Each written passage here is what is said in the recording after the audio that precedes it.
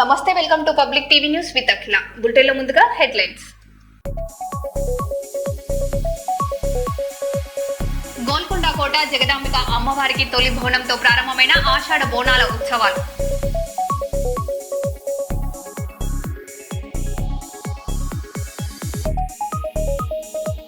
అహ్మదాబాద్ జగన్నాథ ఆలయంలో కేంద్ర హోం మంత్రి అమిత్ షా ప్రత్యేక పూజలు.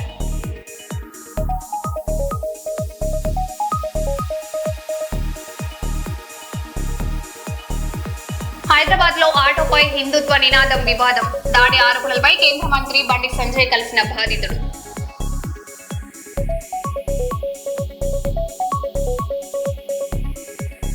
వెస్ట్ బెంగాల్ నుండి తమిళనాడు వరకు పొర్లు దండాలతో భక్తుని యాత్ర.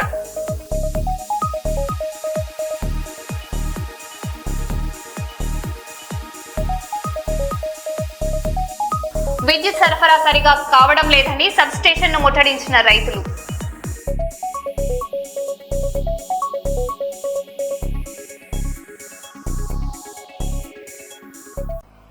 ఇక వివరాల్లోకి వెళ్తే, కాంగ్రెస్ పార్టీ కార్యకర్తలను కంటికి రెప్పలా కాపాడుకుంటానని వరంగల్ జిల్లా కాంగ్రెస్ పార్టీ అధికారిక ప్రతినిధి నిమ్మని శేఖర్ రావు తెలిపారు. పార్టీ బలోపేతమే తన లక్ష్యమని, కార్యకర్తలకు ఎల్లవెల్లా అందుబాటులో ఉంటారని పేర్కొన్నారు. తనపై నమ్మకం ఉంచి బాధ్యతలు అప్పగించిన పార్టీ అధిష్టానానికి కృతజ్ఞతలు తెలిపారు.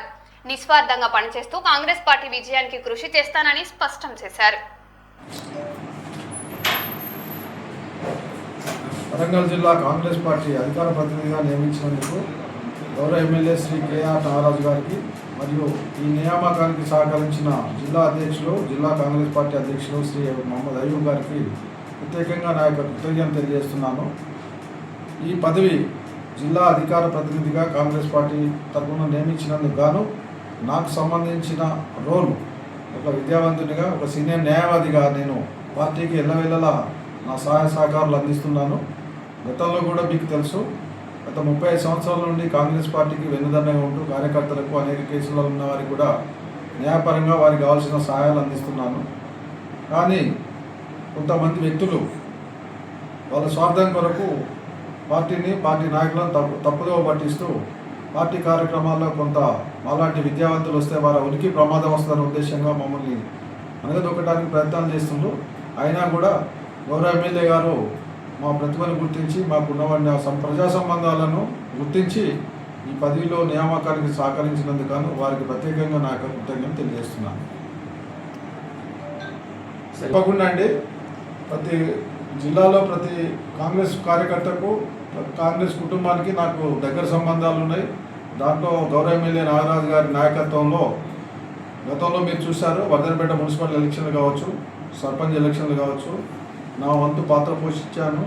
నాకుండే ప్రజా సంబంధాలకు, నాకుండే అనుబంధాలకు, కార్యకర్తలతో నాకుండే సంబంధాల మేరకు ప్రతిభల నాయకులను గుర్తించి వారికి టికెట్లు ఇచ్చే విధంగా తోడ్పడి వారి గెలుపులో కూడా నేను ప్రధాన భూమిక పోషిస్తానని మీకు తెలియజేస్తాను.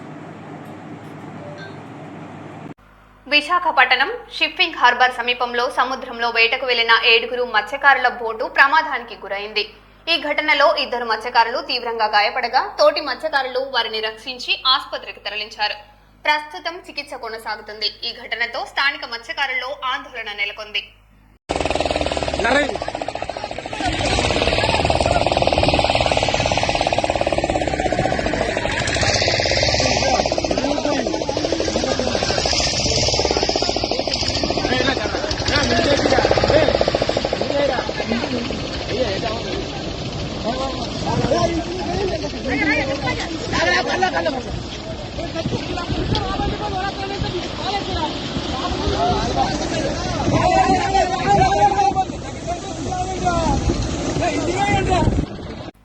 కళానంది పురస్కార జాతీయ పురస్కార గ్రహీతలకు ఆత్మీయ సన్మాన కార్యక్రమాన్ని కర్నూలు జిల్లా రంగస్థల ఐక్యవేదిక ఆధ్వర్యంలో సన్మాన కార్యక్రమాన్ని చేపట్టామని రంగస్థలం ఐక్యవేదిక సమన్వయకర్త బైలుప్పల షఫీ ఉల్లా, అధ్యక్షులు హనుమంతరావు చౌదరిలు తెలిపారు. ఈ రోజు కర్నూలు నగరంలోని గ్రంథాలయంలో కళానంది పురస్కార జాతీయ పురస్కార గ్రహీతలకు సన్మానం సంతోషంగా ఉందన్నారు.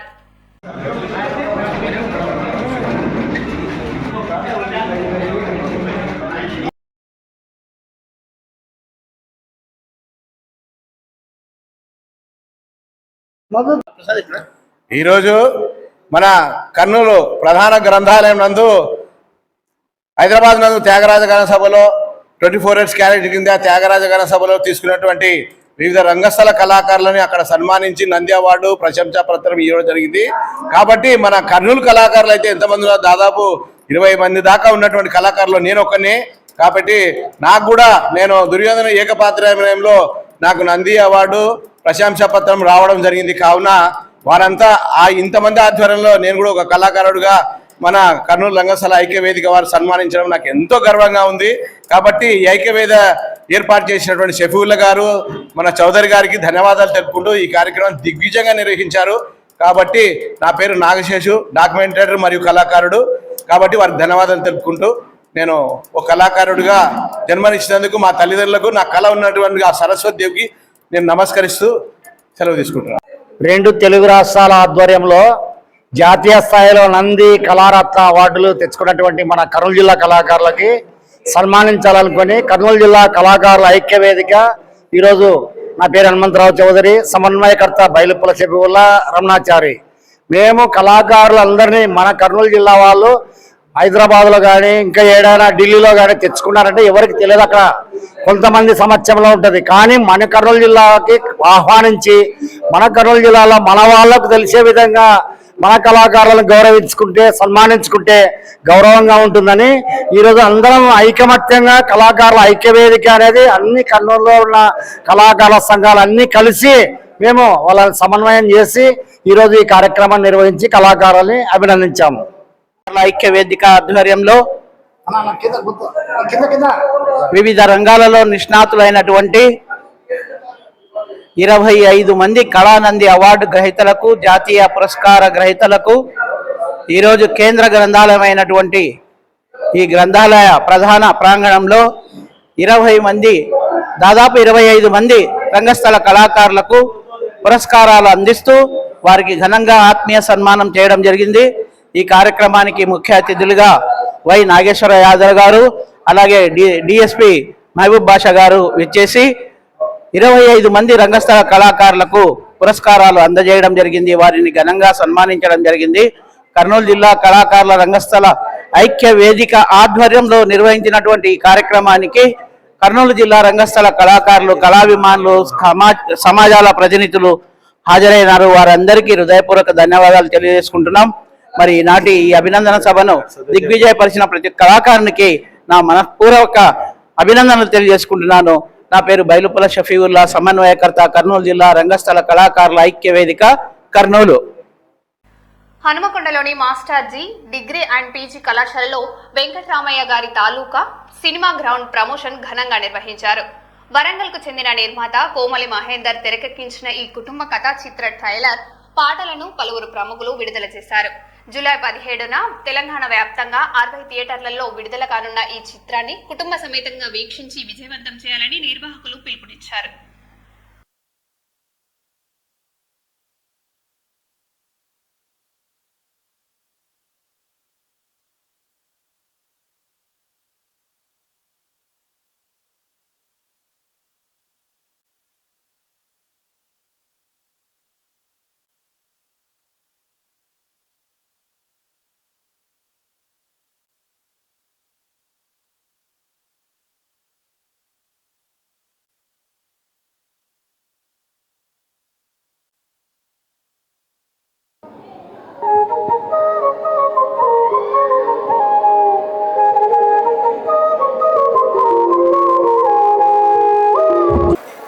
చిట్టి కొట్టు చిట్టమ్మ సాంగ్ను రిలీజ్ చేయవలసిందిగా టెక్నికల్ పీపుల్ అంటున్నాను.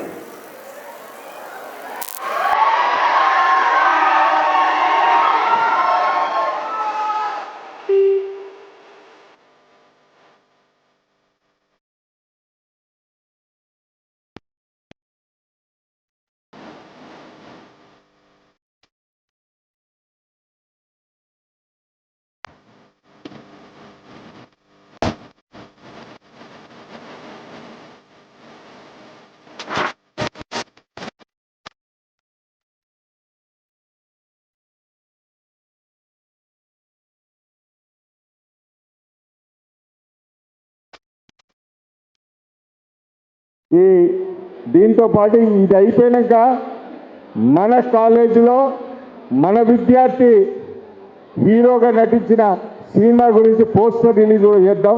అది కూడా 17వ తారీఖుకే రిలీజ్ అవుతుంది కాబట్టి దీంతో పాటు ఆ షార్ట్ ఫిలిం కూడా హిట్ చేస్తారని ఆశిస్తూ ఆ ప్రోగ్రాం ఉంటుంది. ఈ మధ్యలో ఇప్పుడు మా కోమలి ఒక మంచి సాంగ్ పాడాలని కోరుకుంటూ ఒక సాంగ్ పాడుతుంది మన చైర్మన్ గారు, అతిథులందరూ కూడా.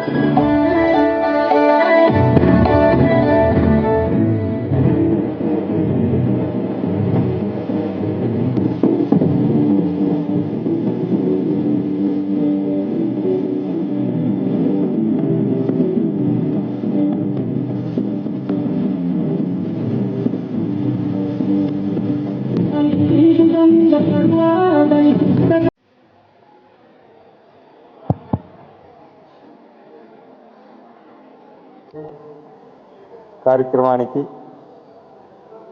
నాతో పాటు వెంకటరామయ్య గారి తాలూకు సినిమా ప్రొడ్యూసర్ సారంగ దర్యా కోమలిగా పేరుగాంచిన మనతో పాటు తన భర్త మహేందర్ గారు, చారి గారు, వారందరూ ఎలక్ట్రానిక్ ప్రింట్ మీడియా ప్రతి ఒక్కరికి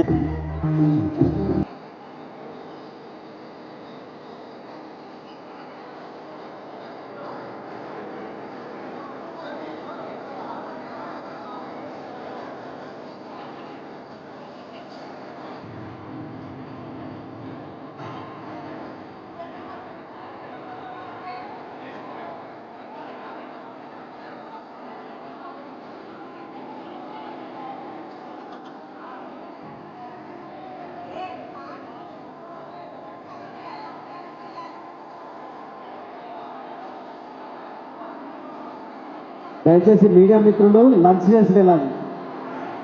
మీడియా మిత్రులు లంచ్ చేసి వెళ్ళాలి.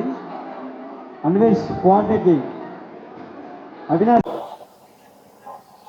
వరంగల్ బిడ్డగా జానపద కళాకారిణిగా పరిచయమైన మన కోమలి కష్టపడి ఒక పెద్ద సినిమాను తీయడం అనేది వరంగల్ ప్రజలందరికీ గర్వకారణము. ఈ సినిమాను హిట్ చేసే బాధ్యత కూడా వరంగల్ ప్రజలందరి మీద ఉంటుంది. అందరి భుజాన మీద వేసుకొని ఇవాళ మాస్టర్జీలో విద్యార్థులందరికీ ఈ సినిమాను పరిచయం జరిగింది. ఒక మంచి కుటుంబ నేపథ్యం గల సినిమాని బలగంలాగా ఆదరిస్తారని ఆశిస్తూ ఇవాళ నాన్న అంటే ప్రతి ఒక్కరికి ప్రేమే, కానీ నాన్న వెనకాల ఎంత కష్టం ఉన్నది, నాన్న ఎంత కష్టపడుతున్నాడో, పిల్లల గురించి, పిల్లల ఆశయాల గురించి, తన మదన ఏంటో, అదే కాకుండా ఒక రైతుగా తన పండించే భూములపై తనకు గల ప్రేమను, అలాంటి భూమిని అమ్మాలని తలిచినప్పుడు ఎంత మదన పడతాడో ఈ ట్రయల్ రన్లనే మనకు తెలియడం జరిగింది. అలాంటి మంచి మూవీని కుటుంబం సమేతంగా ప్రతి ఒక్కరూ ఆదరిస్తూ వారి చూడడమే కాకుండా వారి గల్లీలో కానీ పక్క వీధిలో కానీ వాళ్ళ చుట్టాలకు ప్రతి ఒక్కరికి ఒక మంచి మూవీని చూడవలసిందిగా చెప్పడం మన బాధ్యత. వీలైతే ఇన్స్టాగ్రామ్, ఫేస్బుక్లో ఉన్న వాళ్ళు ఒక మంచి 4 మాటలు ఈ మూవీ గురించి చెప్పి ఈ మూవీని హిట్ చేస్తారని ఆశిస్తూ, మా కోమలిని ఆశీర్వదిస్తూ 100 రోజుల సెలబ్రేషన్స్ వరంగల్లో మళ్ళీ కాళోజీ కళాక్షేత్రంలో జరుపుకుందామని తెలియజేస్తూ ఇప్పుడు ఈ మూవీ గురించి 2 నిమిషాలు మాట్లాడవలసిందా కోమల్ని కోరుతున్నా. నేను చేసిన ఒక సాహసం చాలా పెద్దదే, అయినా కూడా నాలో ఎంతో కళ ఉంది, ఇంకా మంచి సంపద ఉంది అని మీ అందరికీ తెలియజేయడం కోసం కోమలి క్రియేషన్ అనే ఒక బ్యానర్తోని వెంకటరామయ్య గారి తాలూకా అనే ఒక సినిమాను తీయడం జరిగింది. చాలా మంచి సినిమా, మంచి ఫ్యామిలీ సినిమా. ప్రతి ఒక్కరికి కుటుంబం అంటే ఎంతో గౌరవం కాబట్టి మన కుటుంబాన్ని మనం నిలబెట్టుకుందామనే మంచి సినిమాను, కుటుంబ కథా చిత్రాన్ని తీయడం జరిగింది. కాబట్టి ప్రతి ఒక్కరూ కుటుంబ సమేతంగా ఒక ఆడబిడ్డను కన్న తల్లిదండ్రులు, ఒక మగబిడ్డను కన్న తల్లిదండ్రులు గర్వంగా చూడవలసిన సినిమా అండి ఇది. ప్రతి ఒక్కరు కుటుంబ సమేతంగా వెళ్ళి ఇంటిల్లిపాది ఈ సినిమాను విజయవంతం చేస్తారని ప్రతి ఒక్కరిని కోరుకుంటున్నా. జూలై 17న మన థియేటర్ ఏషియన్ మాల్ భవానీ థియేటర్లో, కాజీపేట్ భవానీ థియేటర్లో రిలీజ్ కానుంది. ప్రతి ఒక్కరు తెలుగు ప్రజలు ఎక్కడున్నా ఇంటిల్లిపాది వెళ్ళి ఈ బిడ్డ చేసిన ప్రయత్నాన్ని గెలిపిస్తారని నేను మనస్ఫూర్తిగా కోరుకుంటున్నాను. చాలా మంచి సినిమా. ప్రతి ఆడపిల్ల, ఇప్పుడు ఆడపిల్లలకు రక్షణ లేదు, ఎంత కాలం మారుతున్నా కూడా ఆడపిల్లలకు రక్షణ అనేది లేకుండా పోతుంది. కాబట్టి ఒక ఆడపిల్లకి ఎంత సహనం ఉంటుంది, ఆడపిల్ల యొక్క కన్నీటి కథ, ఒక తండ్రి పడే వేదన, ప్రతి ఒక్క అంశాన్ని, గ్రామంలో ఉండే ప్రతి ఒక్క అంశాన్ని, ప్రతి ఇంటి సన్నివేశాన్ని తీసుకొని ఇంత మంచి సినిమా తీయడం జరిగింది. ఇంత మంచి సినిమాకు ఒక మాస్టర్జీ కాలేజ్ తరపున మా సుందర్రాజ్ యాదవ్ గారు, మా నాన్న ఇంత మంచి ప్రోగ్రాంను నిర్వహించి నన్ను గౌరవించినందుకు నేను ప్రత్యేకంగా అతనికి కృతజ్ఞతలు తెలుపుతున్నాను. Thank you so much. భారతదేశాన్ని ప్రపంచ మొబైల్ ఫోన్ తయారీ కేంద్రంగా తీర్చిదిద్దే దిశగా కేంద్ర ప్రభుత్వం కీలక నిర్ణయం తీసుకుంది.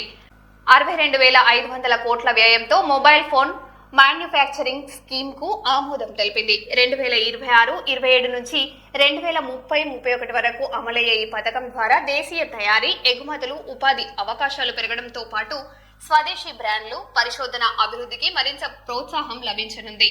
అర్హత కలిగిన కంపెనీలకు విక్రయాలు, విడి భాగాల కొనుగోలు, R&D పెట్టుబడులపై ప్రత్యేక ప్రోత్సాహకాలు అందించనున్నట్లు కేంద్ర ప్రభుత్వం ప్రకటించింది. Mobile phone manufacturing scheme MPMS mobile phone manufacturing scheme, इसमें 62,500 करोड़ रुपीस का लेआउट हुआ है. आप सब जानते हैं कि इन 10 वर्षों में एक मैसिव चेंज आया इलेक्ट्रॉनिक्स मैन्युफैक्चरिंग में. 7 गुना मैन्युफैक्चरिंग बढ़ी, प्रोडक्शन बढ़ा और 11 गुना एक्सपोर्ट बढ़ा 2014 के कंपैरिजन में. और भारत जो मोबाइल फोन इंपोर्टर था आज नेट एक्सपोर्टर बन गया है और सेकंड लार्जेस्ट मैन्युफैक्चरर बन गया है भारत मोबाइल फोन का. और मोबाइल फोन इंडस्ट्री एक ऐसी इंडस्ट्री है जो इतने छोटे से डिवाइस के अंदर बड़े कंप्यूटर सेंटर, डेटा सेंटर जितनी ताकत उसको लानी है, यानी हर चीज को एकदम प्रिसीजन के साथ मैन्युफैक्चर करना पड़ता है.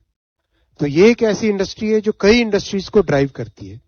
जो देश मोबाइल फोन बनाने लगता है वो फिर एविएशन यानी एयरक्राफ्ट की मैन्युफैक्चरिंग में भी आगे बढ़ने लगता है, स्पेस के इक्विपमेंट की मैन्युफैक्चरिंग में भी आगे बढ़ने लगता है, डिफेंस के कई प्रिसीजन के जो मैन्युफैक्चर होते हैं उन सब के मैन्युफैक्चरिंग में भी देश आगे बढ़ने लगता है. तो आज इस स्कीम का अप्रूवल हुआ. जैसा 2014 से 7 गुना प्रोडक्शन बढ़ा है इलेक्ट्रॉनिक्स का, 13 लाख करोड़ रुपए की इंडस्ट्री बन चुकी है. एक्सपोर्ट्स बढ़ाए, 4,24,000 करोड़ रुपए के एक्सपोर्ट्स लास्ट ईयर हुए इलेक्ट्रॉनिक्स के, 4,24,000 करोड़ के. भारत के टोटल एक्सपोर्ट्स में से इलेक्ट्रॉनिक्स का एक्सपोर्ट बहुत कम होता था, 1.7%. ये अगर पहला वाला अगर पाई चार्ट देखें आप, दूसरा पाई चार्ट देखें वहां पे अभी 25-26 में आज 11% एक्सपोर्ट है भारत के टोटल एक्सपोर्ट्स में से इलेक्ट्रॉनिक्स का. $442 बिलियन में से $48 बिलियन का एक्सपोर्ट है इलेक्ट्रॉनिक्स का, यानी एक सिग्निफिकेंट जंप आ गई. तो जो PLI स्कीम लेके आए थे 2020 में, उसकी परफॉर्मेंस बहुत सक्सेसफुल रही. 7,000 करोड़ का इन्वेस्टमेंट का टारगेट था, 20,000 करोड़ से ज्यादा का इन्वेस्टमेंट आया. 8,12,000 करोड़ रुपीस का प्रोडक्शन का टारगेट था, 11,61,000 करोड़ रुपीस का प्रोडक्शन हुआ. एक्सपोर्ट्स का 4,87,000 करोड़ रुपीस का टारगेट था और 5 साल में 6,43,000 करोड़ रुपीस का एक्सपोर्ट हुआ, यानी हाईली सक्सेसफुल प्रोग्राम। और इलेक्ट्रॉनिक्स की रैंकिंग 9th रैंक पे इलेक्ट्रॉनिक्स होता था एक्सपोर्ट में, वो 3rd रैंक पे पहुंच गया। 9th रैंक पे होता था, 9 से 3rd पे आ गया। और स्मार्टफोन्स जो टॉप 100 में भी नहीं थे एक्सपोर्ट में, लास्ट ईयर एक single largest exported commodity diesel को पीछे रख के, पेट्रोलियम को पीछे रख के मोबाइल फोन बना, स्मार्टफोन बना, सिंगल लार्जेस्ट एक्सपोर्टेड आइटम। और इलेक्ट्रॉनिक्स मैन्युफैक्चरिंग में मोबाइल फोन की मैन्युफैक्चरिंग का शेयर 10% से बढ़ के 48% हुआ, एक्सपोर्ट्स में 4% से बढ़ के 61% हुआ, यानी सिग्निफिकेंट ड्राइवर बना mobile phone as a driver of the entire electronics manufacturing ecosystem. अगर हम 2014 देखें, ये नक्शा अगर मोबाइल मैन्युफैक्चरिंग का अगर हम देखें तो इस तरह का नक्शा था 2014 में। ये 2020 में पीएलआई स्कीम के आने के तुरंत बाद में, और ये आज देखो 2026 में इतना बड़ा चेंज आया। मैं तीनों आपको मैप्स दिखाता हूं। ये 2014 में इलेक्ट्रॉनिक्स मैन्युफैक्चरिंग बहुत लिमिटेड,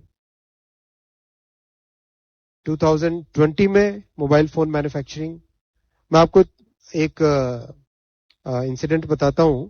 2016 में जब एप्पल का स्टोर खुलने की बात थी, उसके बजाय प्लांट खुले, तो एक बहुत ही सिग्निफिकेंट चेंज आया माइंडसेट में भी, देश के भी कैपेबिलिटी में बहुत बड़ा चेंज आया। 2026 में आज इस तरह का मैप है हमारा। और एक एक फैक्ट्री में कई जगह 20,000 से ज्यादा लोग काम कर रहे हैं, कई जगह 15,000 से ज्यादा लोग काम कर रहे हैं। ये बेंगलुरु में एक फैक्ट्री है जहां पे 35,000 एम्प्लॉइज है एक साथ।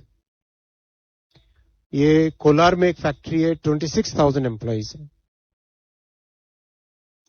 ये होसूर में एक फैक्ट्री है, 25,000 एम्प्लॉइज, सिंगल फैक्ट्री। और बहुत ही अलग तरह का वर्क एनवायरनमेंट होता है। This is a typical work environment inside a mobile phone manufacturing and electronics manufacturing factory. And more than 60% employees are women employees. Mostly young girls coming from different parts of the country, वो इसमें कई जगह काम करती हैं। इस पूरे programme में पीएलआई में 125 करोड़ मोबाइल फोन्स मैन्युफैक्चर किए गए और second largest mobile manufacturing ecosystem Bharat बना है। और भारत में जो मोबाइल फोन यूज होते हैं उसका 99.2% यानी करीब 100% मोबाइल फोन भारत में मेड इन इंडिया है।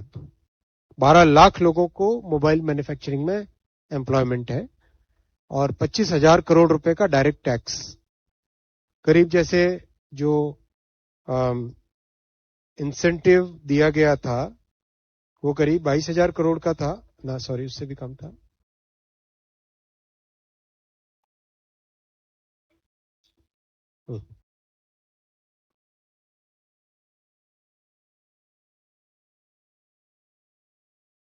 हाँ, पीएलआई में इंसेंटिव दिया गया था 19,000 करोड़ रुपीस का।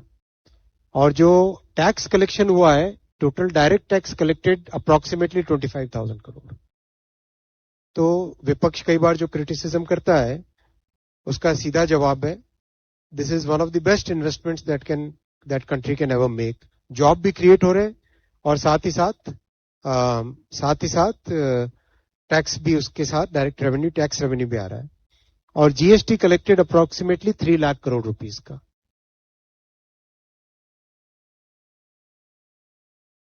आज जो कैबिनेट ने अप्रूव किया है मोबाइल फोन मैन्युफैक्चरिंग स्कीम, उसका आउटले 62,500 करोड़ रुपीस का है। 5 इयर्स का ड्यूरेशन है। डोमेस्टिक सोर्सिंग के लिए बहुत सारे इंसेंटिव्स रखे गए क्योंकि अब इकोसिस्टम बन गया है। अब बहुत सारे कंपोनेंट्स हैं जो भारत से एक्सपोर्ट होने लगे हैं ऑलरेडी, तो अब डोमेस्टिक सोर्सिंग के लिए प्रॉपर इंसेंटिव क्रिएट किया गया है। और सबसे बड़ी बात है कि भारत की ब्रांड बने, इंडियन मोबाइल फोन ब्रांड बने, भारत की मोबाइल फोन ब्रांड बने, वो भी इसमें प्रोविजन रखा गया है। बहुत मेहनत करनी पड़ेगी उसके लिए, लेकिन माननीय प्रधानमंत्री जी ने स्पष्ट मार्गदर्शन दिया है कि हमें भारत की मोबाइल फोन की ब्रांड बनानी ही बनानी। ये इंडियन मोबाइल फोन के लिए कंप्लीट इसका पूरा एक अलग से प्रोजेक्ट बनेगा, प्रॉपर उसकी कंप्लीट उसका एग्जीक्यूशन होगा। इसमें mobile phone production manufacturing scheme MPMS में करीब 39 लाख करोड़ रुपीस का क्यूमुलेटिव प्रोडक्शन होगा। जो PLI के दौरान 22 लाख करोड़ का प्रोडक्शन था, उसका करीब करीब डबल से थोड़ा कम 39 लाख करोड़ रुपीस का इसमें प्रोडक्शन होगा। और एक्सपोर्ट्स 7.5 लाख करोड़ से बढ़ के डबल होके 15 लाख करोड़ क्यूमुलेटिव एक्सपोर्ट्स होंगे। और 60,000 डायरेक्ट जॉब्स नए क्रिएट होंगे। इनडायरेक्ट जॉब्स उसके प्रपोर्शन में ऑलरेडी आते हैं। మరో బులెటిన్ లో మళ్ళీ కలుద్దాం. Stay tune.